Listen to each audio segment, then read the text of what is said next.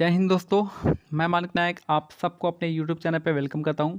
आज हम लोग एसएससी सीजीएल 2023 का सेट नंबर 4 को यहाँ पे डिस्कस करेंगे। और चलिए स्टार्ट करते हैं अपने पहले क्वेश्चन से। पहला क्वेश्चन कह रहा है, स्वतंत्रता पूर्व भारत में गरीबी रेखा पर चर्चा करने वाला पहला व्यक्ति निम्नलिखित में से कौन था। तो इनमें से कौन सा व्यक्ति था जिसने स्वतंत्रता पूर्व ही पहले ही भारत में गरीबी रेखा पर चर्चा कर दिया था। वो थे आपके दादा भाई नौरोजी। इसका करेक्ट आंसर हो जाएगा दादा भाई नौरोजी। कौन थे?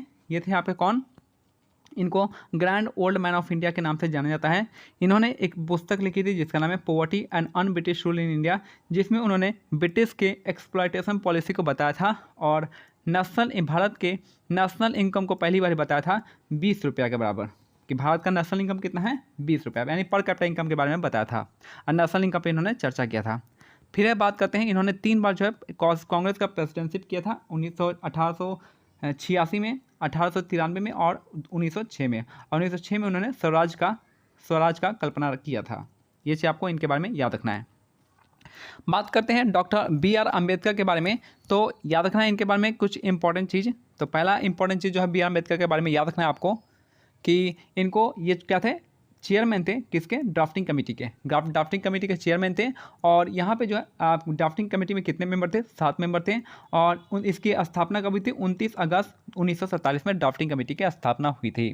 याद रखना है। आर्टिकल 32 को इन्होंने हॉट एंड सॉल्व कहा था। उसके बाद जो पूना पैक्ट हुआ था गांधी जी के साथ, और इन्होंने तीनों राउंड टेबल कॉन्फ्रेंस में भाग लिया था। इसके बाद इन्होंने जो इलेक्शन लड़ा था, जो कॉन्स्टिट्यूएंट असेंबली में जो ये इन्होंने पार्ट लिए थे, वो आपके कोलकाता के इलेक्शन में पार्ट किए थे। कोलकाता वेस्ट बंगाल के इलेक्टेड सीट पे उन्होंने कॉन्स्टिट्यूएंट असेंबली में कदम रखा था।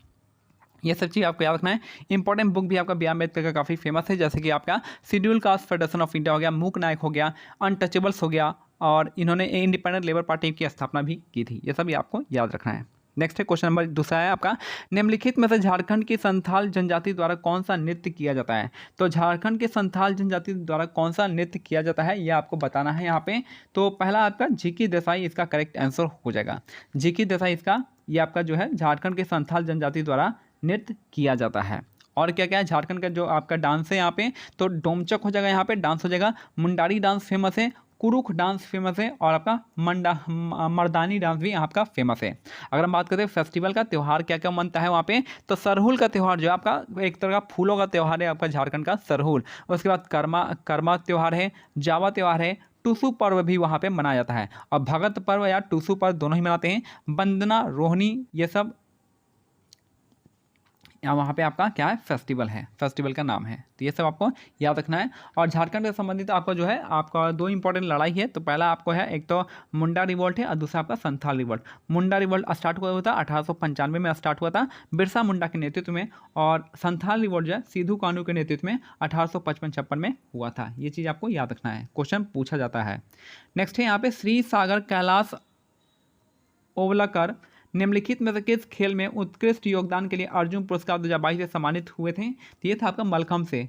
ठीक है, तो इनका संबंध जो किसके था, मलखम्ब के लिए था। मलखम्ब कहाँ का मार्शल आर्ट है, तो आपका मलखम्ब जो आपका कहाँ का है, तो आपका MP का मार्शल आर्ट है मलखम्ब। नेक्स्ट है, निम्नलिखित में से कौन सी शख्सियत कर्नाटक संगीत से संबंधित नहीं है। तो विष्णु नारायण भातखंडे जो आपका कर्नाटक संगीत से इनका संबंध नहीं है। बाकी कल्याणी वरदराज राजन का है, MS सुब्बलक्ष्मी का है, और सुब्रमण्यम भारतीयर का है। तो इन तीनों का संबंध जो आपका कर्नाटक संगीत से है, लेकिन इनका नहीं है। नेक्स्ट है, निम्नलिखित में से कौन सा कोशिकांग जो है राइबोसोमल RNA और प्रोटीन से बना होता है। तो राइबोसोमल RNA और प्रोटीन से कौन सा बना होता है, तो नाम से ही पता चला है, राइबोसोम इसका करेक्ट आंसर हो जाएगा। राइबोसोम इसका करेक्ट आंसर हो जाएगा। राइबोसोम को हम क्या कहते हैं, protein synthesis of the protein factory, यानी प्रोटीन को यह सिंथेसिस करता है, प्रोटीन फैक्ट्री कर सकते हैं इसको।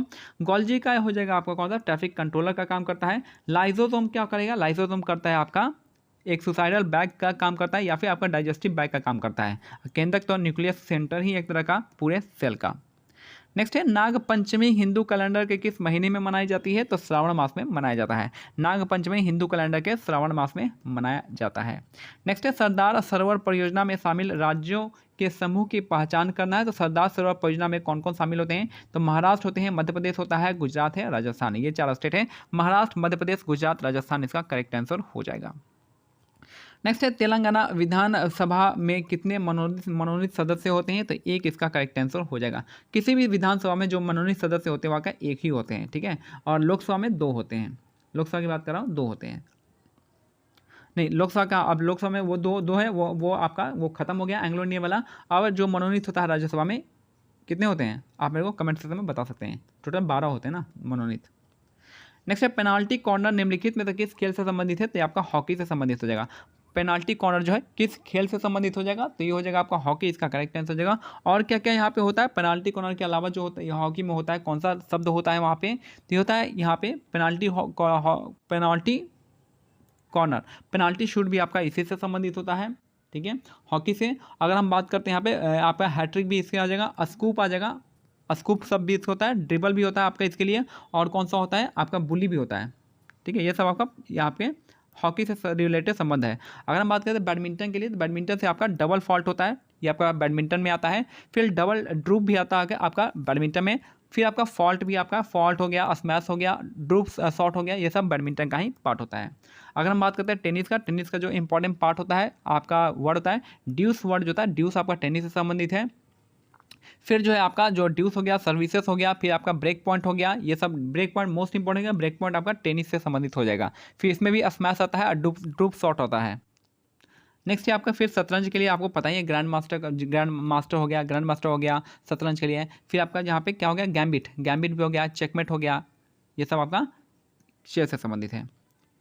नेक्स्ट है किस संवैधानिक संशोधन द्वारा संविधान के मौलिक कर्तव्यों को शामिल किया गया था, ये था आपका 42वां संविधान संशोधन 1976 का हो गया। 42वें संविधान संशोधन 1976 से आपको मौलिक कर्तव्यों को शामिल किया गया था। मौलिक कर्तव्य देखिए आपको पता ही होगा, मैं क्या बताऊँ, ये तो काफ़ी जाना माना क्वेश्चन, इसके बारे में मैं नहीं बताऊंगा। कौन सी कमेटी थी 1976 में शामिल किया गया था, इंदिरा गांधी उसमें प्राइम मिनिस्टर थी। ये सब इंपॉर्टेंट है, आपको याद रखना है। जो चीज़ मैं नहीं आपको पता है मैं वो बताता हूँ, याद रखना है, लिख लीजिए कुछ क्वेश्चन। यहाँ पे जो है 42वें संविधान संशोधन से क्या क्या ऐड किया गया है, इसको एक तो मिनी कॉन्स्टिट्यूशन कहते हैं, इसको आपको पता ही होगा। दूसरा इसको प्रेम्बल में 3 वर्ड जोड़ा गया था, सोशलिस्ट, सेकुलर और इंटीग्रिटी हो गया था। उसके बाद जो है डीपीएसपी में आर्टिकल जोड़ा गया था, कौन कौन सा, article 39, article 39A, article 43A और आर्टिकल 48A, ये 4 आर्टिकल जो है डीपीएसपी से जोड़ा गया था 42वें संविधान संशोधन में। फिर जो है कॉन्करेंट लिस्ट, स्टेट लिस्ट से 5 सब्जेक्ट को कॉन्करेंट लिस्ट में उठा कर डाल दिया था, ये भी आपका 42वें संविधान संशोधन से। और 51A तो बता ही दिए आपका फंडामेंटल ड्यूटी, सोनसी कमेटी, ये सब इंपॉर्टेंट जो था आपका इससे संबंधित था। नेक्स्ट है 1973 में भारत में विदेशी मुद्रा को विनियमित करने के लिए निम्नलिखित में से कौन सा अधिनियम लाया गया था, तो ये था आपका फेरा एक्ट लाया गया था, यानी फॉरेन एक्सचेंज रेगुलेशन एक्ट, जो आपका कौन सा लाया गया था, विदेशी मुद्रा को विनियमित करने के लिए आपका एक एक्ट लाया गया था 1973 में, फेरा एक्ट। नेक्स्ट है निम्नलिखित में से द बुद्ध एंड हिज धाम पुस्तक का लेखक कौन है, 1957 में उनको मृत्यु के बाद प्रकाशित हुआ था, तो आपका BR अम्बेडकर हो जाएंगे। फिर से देखिए निम्नलिखित में से कौन द बुद्ध एंड हिज धम्म पुस्तक के लेखक है जो 1957 में लेखक की मृत्यु के बाद प्रकाशित हुई थी, तो BR अम्बेडकर इसका करेक्ट आंसर हो जाएंगे। नेक्स्ट है थॉमस कप क्या है, थॉमस कप जो आपका द्विवार्षिक आयोजन हो जाएगा। थॉमस कप जो है क्या है आपका द्विवार्षिक आयोजन होता है, किससे संबंधित होता है, बैडमिंटन से संबंधित होता है। और कौन सा होता है, थॉमस कप उबर कप होता है, एक उबर कप महिलाओं के लिए होता है, थॉमस कप आपका पुरुषों के लिए होता है। हाल ही में भारत ने अभी थॉमस कप जीता है। नेक्स्ट है हर्षवर्धन के शासनकाल में किस चीनी यात्री ने भारत की यात्रा की थी, तो याद रखना है हर्षवर्धन के काल में ह्वेनसांग ने भारत की यात्रा की थी। ह्वेनसांग ने आपका भारत की यात्रा की थी और इन्होंने आपका एक बुक लिखा था जिसका नाम है CU की जो है ये बुक लिखा था। इनको प्रिंस ऑफ पिलग्रिम्स यानी यात्रियों का राजकुमार भी कहा जाता है ह्वेनसांग को। और बस इतना ही है। हर्षवर्धन ने 3 बुक लिखी थी, रत्नावली, नागानंद और प्रियदर्शिका। फिर उसके बाद इनके दरबार में एक दरबारी कवि रहते थे जिनका नाम है बाणभट्ट, उन्होंने 2 बुक लिखी थी, आपका कादम्बरी और हर्षचरित, ये सब याद रखना पड़ेगा। नेक्स्ट है इब्न बतूता किसके टाइम में आए थे, मोरक्को से आए थे, किसके टाइम में, मोहम्मद बिन तुगलक के टाइम में, फाहियान चंद्रगुप्त द्वितीय के टाइम में, और इत सिंह जो आपका 675 के आसपास आए थे, 675 ईस्वी के आसपास आए थे। नेक्स्ट है विजयनगर के साम्राज्य कृष्णदेवराय ने अपनी माता के नाम पर विजयनगर के समीप नागलपुरम नामक एक उपनगर की स्थापना की थी। याद रखना है विजयनगर ने कौन से स्थान की स्थापना की थी, तो नागलपुरम इसका करेक्ट आंसर हो जाएगा। और नागलपुरम जो आपका अपने माता के नाम पे रखा था उन्होंने, किनके नाम पे, माता के नाम पे, याद रखना है। याद रखें और कृष्णदेवराय जो आपका कौन से है, विजयनगर तो पता ही आपको कि पता ही होगा विजयनगर हम क्या नाम है उसका, हरिहर बुक्का हो जाएगा, 1336 हो जाएगा। तुंगभद्रा नदी के किनारे किया था, ठीक है। हम्पी इसकी कैपिटल थी। और क्या था इस बार में, तो कृष्णदेवराय जो थे आपके जो तुल्लु वंश के राजा थे, तुल्लु वंश के राजा थे कृष्णदेवराय। और इनकी बुक का नाम क्या था, अमुक्तमाल्यादा। याद रखना, विजयनगर एम्पायर के जो सबसे प्रतापी राजा थे वो कृष्णदेवराय ही थे। इनके टाइम में अस्त दिग्गज रहते थे।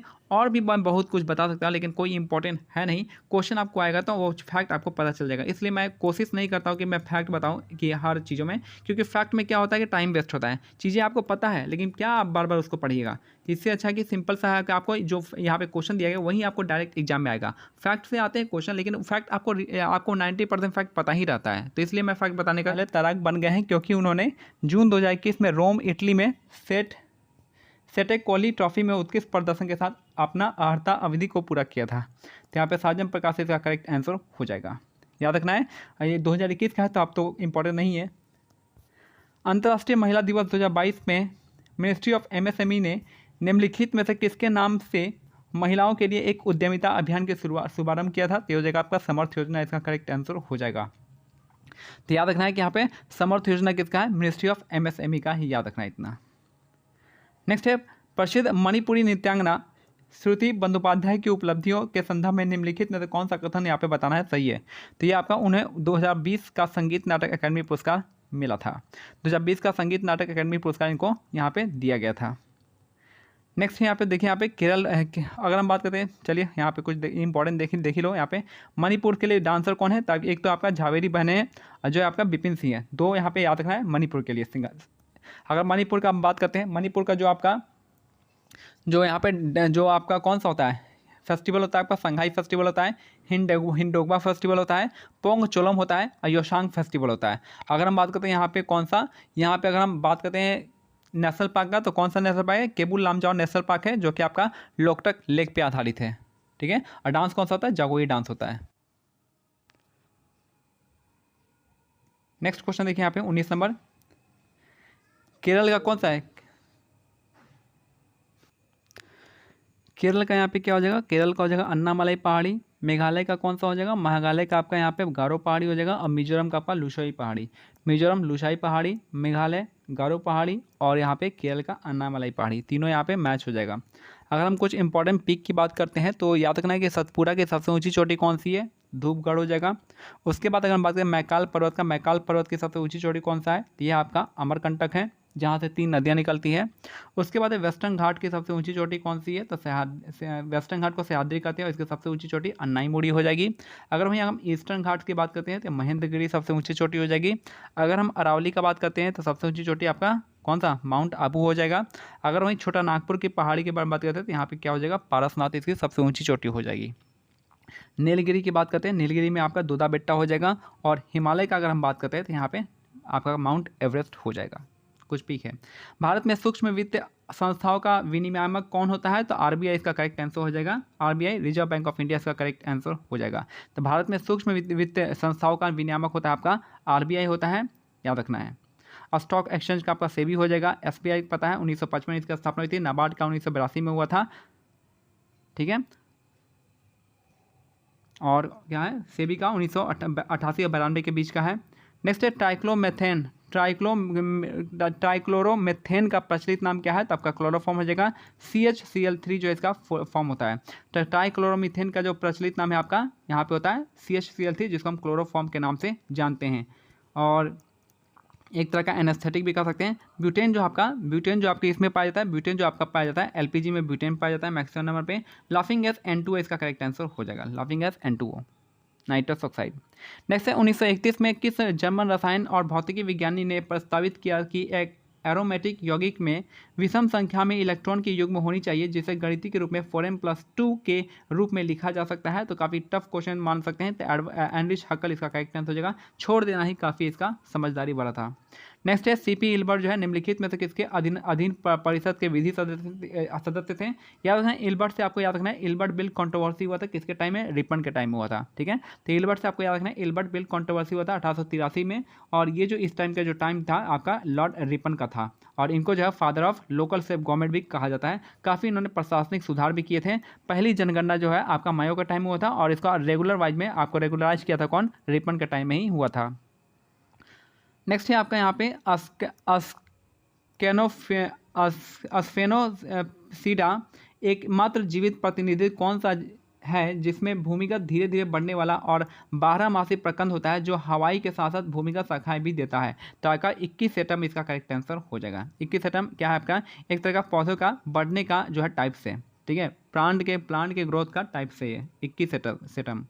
नेक्स्ट है पृथ्वी के आंतरिक ऊष्मा ईंधन इंजन के लिए मुख्य ऊर्जा स्रोत कौन सा है। तो आपको याद होगा पृथ्वी के अंदर में रेडियो एक्टिव पाई जाती हैं, रेडियो एक्टिव सब्सटेंस, तो उसी से इनको एनर्जी मिलता है। तो ये तो है रेडियो जनित ऊष्मा हो जाएगा, तो ये गलत हो जाएगा पहला, और ये सही है और ये गलत हो जाएगा। अगर मान लीजिए महासागरीय ज्वारीय ऊष्मा में उतना जो है उतना हीट नहीं मिलता है जितना कि आप किसी चीज़ को गला सकता है, तो ये आंसर भी नहीं होगा। तो हमारे क्या हो जाएगा आपका प्रारंभिक ऊष्मा और आपका रेडियोजनिक ऊष्मा यानी radiogenic heat and primordial heat हो जाएगा। तो ऑप्शन क्या हो जाएगा, ऑप्शन 20 का करेक्ट आंसर हो जाएगा। तो ये मेरा आज का सेट था, सेट नंबर 4। मिलते हैं अगले सेट पे, तब तक के लिए जय हिंद जय भारत।